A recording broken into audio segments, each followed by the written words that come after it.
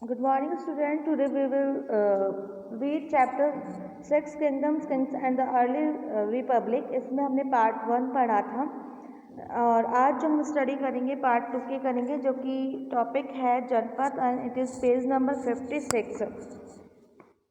What is the means of a janpada? The rajas who performed this big sacrifice were now recognized as being rajas of janpad rather than jans.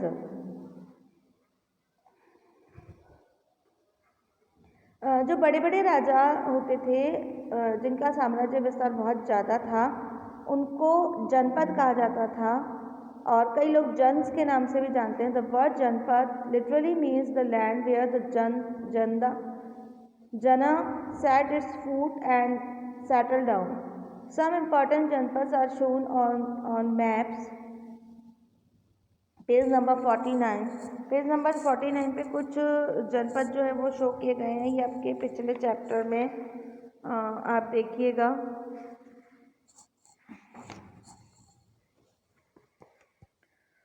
Archaeologists have excavated a number of settlements in this janpad such as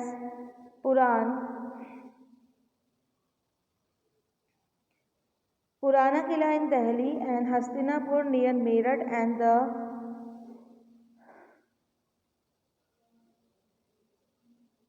Atranjali near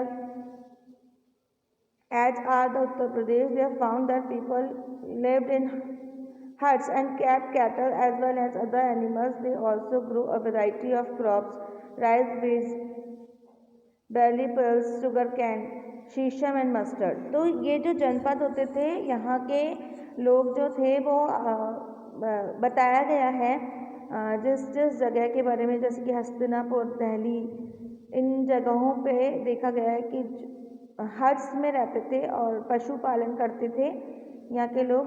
और जो फसलें उगाते थे वो अनाज, गेहूँ, चावल, sugar cane means गन्ना, शीशम, मस्टर्ड, सरसों की खेती ये लोग क्या करते थे. तो जनपद क्या होता है कि जैसे समझ लीजिए कि जो 16 जनपद है जिसके बारे में मैप में बताया गया है, तो उसका जो मेन जो राजा होगा वो एक ही होगा. ये उसने अपना इतना साम्राज्य विस्तार कर रखा है और ये छोटे छोटे से जनपद बता रखे हैं. तो इस जनपद में भी छोटे राजा होंगे जो कि उस बड़े वाले जो राजा हैं उसकी अधीनता को स्वीकार करे हुए हैं और मेन जो पावर है वो उस राजा की है. तो इस तरीके से एक जनपद का निर्माण होता है. They made earthen pots, some of these were grey in color. तो यहाँ के लोगों के बारे में बताया गया कि यहाँ के जो जनपद के लोग हैं वो अपना जो मुख्य व्यवसाय उनका पशुपालन था. उसके अलावा भी वो कई कार्य करते थे और जैसे कि बर्तन बनाना, और जो पुरातत्व विभाग को एक बर्तन मिला है वो उसमें ये है कि वो एक पॉट मिला है जो कि ग्रे कलर का मिला है, अदर वर्ड्स रेड, और उसके ऊपर कुछ रेड भी मार्क मतलब रेड कलर का भी यूज़ किया गया है. One specially type of the pottery found at these sites is known as the painted grey ware. As is obvious from the name, these grey pots had painted design, usually simple lines and geometric patterns. तो ये जो एक pot मिला है, जैसे कि चित्र 48 में जो है उस पिक्चर में एक पॉट देखिए, इस पे ग्रे कलर का कोड हो रहा है, उसके ऊपर कुछ लाइनिंग्स करके कुछ ऐसे मतलब चित्र बनाया गया है, डिज़ाइन दिया गया है और इसे ज्योमेट्री पैटर्न इसके अंदर फॉलो किया गया है. तो इस तरीके का ये लोग वर्क करते थे पॉट मेकिंग का. अब हमने जनपद के बारे में पढ़ा, अब महाजनपद के बारे में पढ़ेंगे. About 2500 years ago some janpads become more important than others. 2500 साल पहले कुछ जनपद जो थे वो बहुत ज़्यादा शक्तिशाली हो गए and were known as the mahajanapada. और जो जनपद शक्तिशाली हो गया उनको महाजनपद कहा गया. Some of these are shown on the map 4, और ये मैप 4 में बताया गया है. Most mahajanapada has the capital city.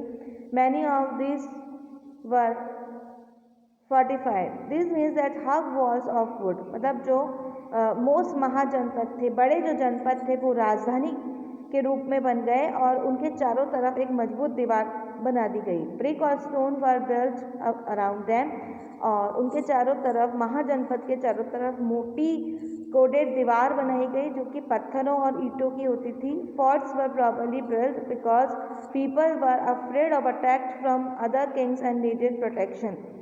किले बनाए गए, घेराबंदी की गई क्योंकि लोगों को दूसरे जो राजा हैं उनके आक्रमण का थोड़ा डर था, तो वो उनके लोगों की सुरक्षा की वजह से किले की दीवारें मोटी मोटी बनाई गई। It is also likely that some rulers wanted to show how rich and powerful they were by building really large, tall and impressive wall around their cities. It's also likely and ये पसंद भी किया गया, और जो राजा अपने एक मजबूत किले का और चारों तरफ एक मजबूत दीवार का निर्माण करता था उसे ज़्यादा शक्तिशाली माना जाता था। Building such hug walls required a great deal of planning, और ये जो किले की घेराबंदी की जाती थी वो बहुत ही योजनाबद्ध तरीके से की जाती थी। Thousands if not lakhs of bricks or stones had to be prepared. This in turn meant enormous labors provided, possibly by thousands of men, women and children, and resources had to be found for all of this. तो ये जो किले का निर्माण या घेराबंदी होती थी, सुरक्षा की दृष्टि से मजबूत किले बनाए जाते थे, इसमें लाखों लोग लगते थे जिसमें पुरुष और स्त्री दोनों शामिल होते थे, और कई बच्चे भी कार्य करते थे। और इसके जो रिसोर्सेज हैं इस किले को बनाने के, वो अपने राज्य में से ही वो लेते थे। The new rajas now began maintaining the armies. जो नए राजा हैं उन्होंने अपनी एक सेना बड़ी बड़ी बना ली थी। Soldiers were paid regular salaries and maintaining by the Kings through out the year. और जो सेना होती थी, उनके जो सैनिक होते थे, उनको राजा के द्वारा हर महीने उनकी सैलरी का भुगतान किया जाता था, और उन लोगों का राजा के द्वारा बहुत ध्यान रखा जाता था। Some payments were probably made using punch marks coins. You will read more about these coins in chapter 8. उस समय जो भुगतान किया जाता था वो जिस मुद्रा में किया जाता था, वो मुद्रा के ऊपर एक मोहर लगी हुई होती थी, जिसके बारे में चैप्टर 8 में बहुत ही विस्तृत तरीके से बताया गया है। List two ways in which the rajas of the Mahajanpads were different from those mentioned in the Rigveda. तो ये एक आपको प्रैक्टिकल वर्क दिया गया है जिसमें आपको लिस्ट बनानी है कि ऋग्वेद में राजा किस तरह के थे, उस तरीके का एक प्रैक्टिकल वर्क आपको करना है। Now the next topic is taxes. Taxes को हिंदी में बोलते हैं लगान। उस समय, और आज भी टैक्सेस लिए जाते हैं, पर उस समय उसे लगान के रूप में वसूला जाता था। As the rulers of the mahajanapada were building hug forts, maintaining big armies, they needed more resources and they needed officials to collect these. So, instead of depending on the occasional gifts brought by the people, as in the case of the Raja of the Janpads, they started collecting regular taxes. तो एक जो महाजनपद का राजा होता था उसको बहुत सारे work करने होते थे, जैसे कि किले का निर्माण करना होता था, सेना है उसको मेंटेन करना होता था, उनको पेमेंट देना होता था। इसके अलावा कई रिसोर्सेज हैं उनको उपलब्ध कराना होता था, जनता का ध्यान रखना होता था, उसके लिए कई निर्माण कार्य करने होते थे, लोगों को ऑकेजनली गिफ्ट देने होते थे। तो बहुत सारे कार्य होते थे जिसके लिए उन्होंने कुछ लगान डिसाइड किए थे, और उससे वो अपने जो राज्य का धनकोष होता था उसको भरते थे और फिर इन सारी चीज़ों का भुगतान किया करते थे। तो जैसे कि आज भी हम गवर्नमेंट को टैक्स पे करते हैं, उसी तरह से उस समय लगान व्यवस्था थी, लगान वसूल की जाती थी। अब वो लगान क्या होते थे, कैसे वसूल किए जाते थे, अब हम अपने इन पॉइंट्स में पढ़ेंगे। Taxes on the crops were the most important. This was because most people were farmers. Usually the tax was fixed 1/6 of what was produced. This was known as the bhaga or the share. Taxes जो लिया जाता था, most important tax वो लिया जाता था फसलों पर, अनाज पर, जो कि फार्मर से लिया जाता था। यानी कि सबसे ज़्यादा जो लगान वसूल किया जाता था वो किसानों से किया जाता था। और वो कैसा होता था कि जो टैक्स वसूल किया जाता था वो उनकी जितनी भी उपज होती थी उसका 1/6 पार्ट होता था। नाउ द उसको भागास कहा जाता था। तो ये एक शेयर होता था जो कि राजा को दिया जाता था। There were taxes on the craft person as well. इसी तरह से जो क्राफ्ट पर्सन होते थे, जो निर्माण कार्य करने वाले लोग होते थे, वास्तुकार होते थे, उनसे भी टैक्स वसूल किया जाता था। This could have been in the form of labour. For example, a weaver or a smith may have had to work for a day every one for the king. अब जो एक मजदूर से जो लगान लिया जाता था वो इस फॉर्म में होता था कि उसको मंथ में एक बार राजा के लिए एक दिन पूरा दिन काम करना पड़ेगा। तो इस तरह से वो अपना लगान देता था, यानी कि उसका लगान कैसा था कि महीने में एक बार उसको राजा के लिए पूरा दिन अपना डिवोट करना है, तो वो उसका लगान था। Herders were also accepted to pay taxes in the form of animals and animals produce.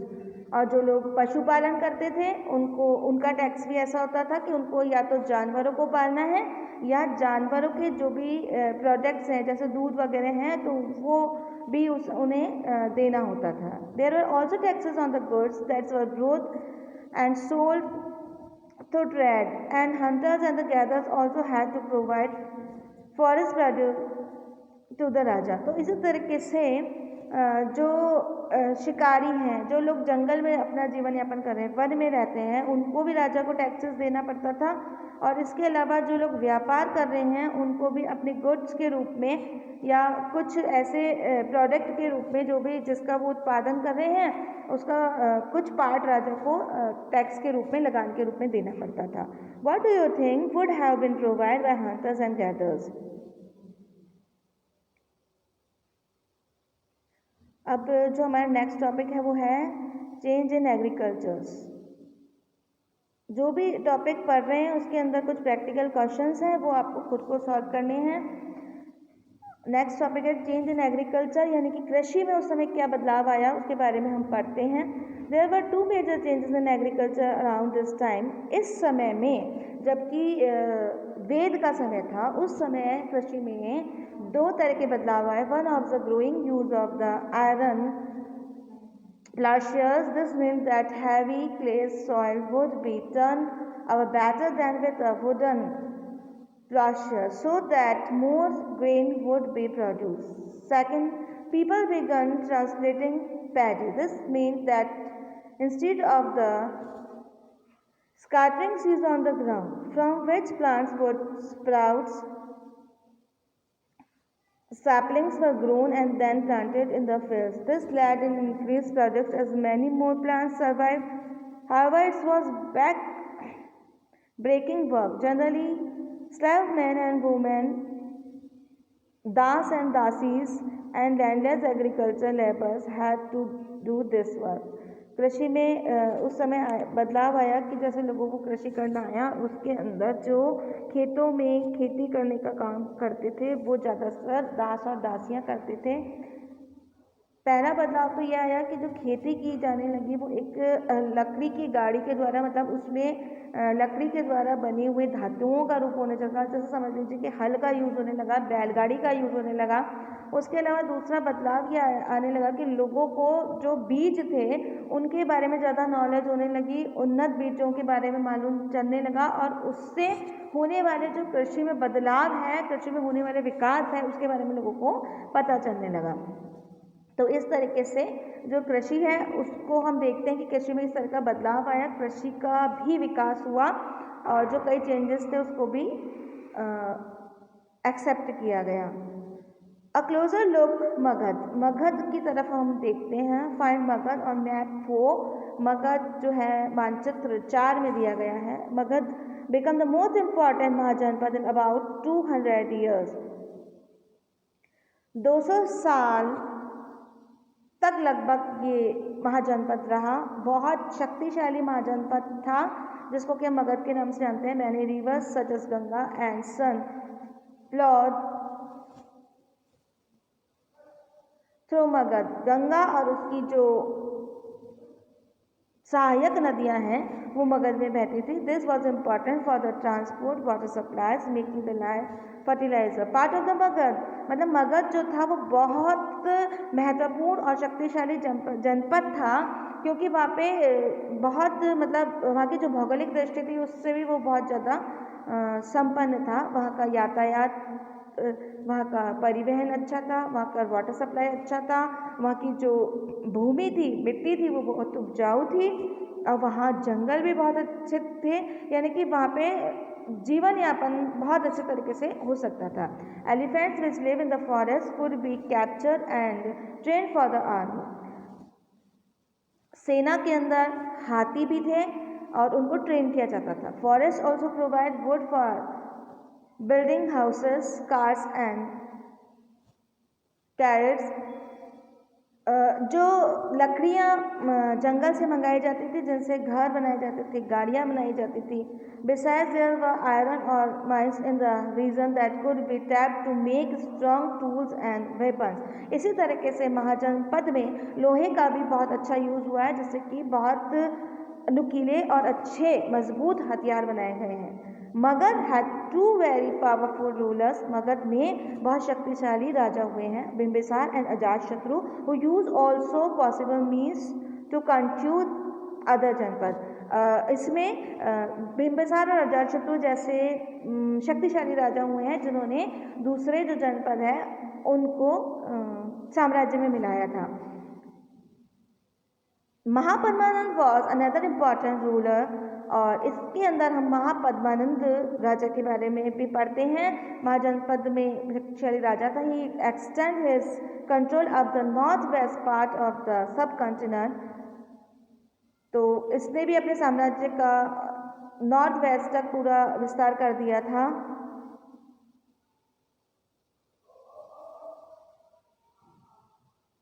Rajgarh in Bihar was capital of Magadha. Magadha की जो कैपिटल राजगढ़ था, जो कि कई सालों तक रहा उस समय। Later the capital was shifted to Pataliputra. अब हम इसका जो नेक्स्ट पार्ट है उसमें इसका आगे का डिटेल पढ़ेंगे मगध का।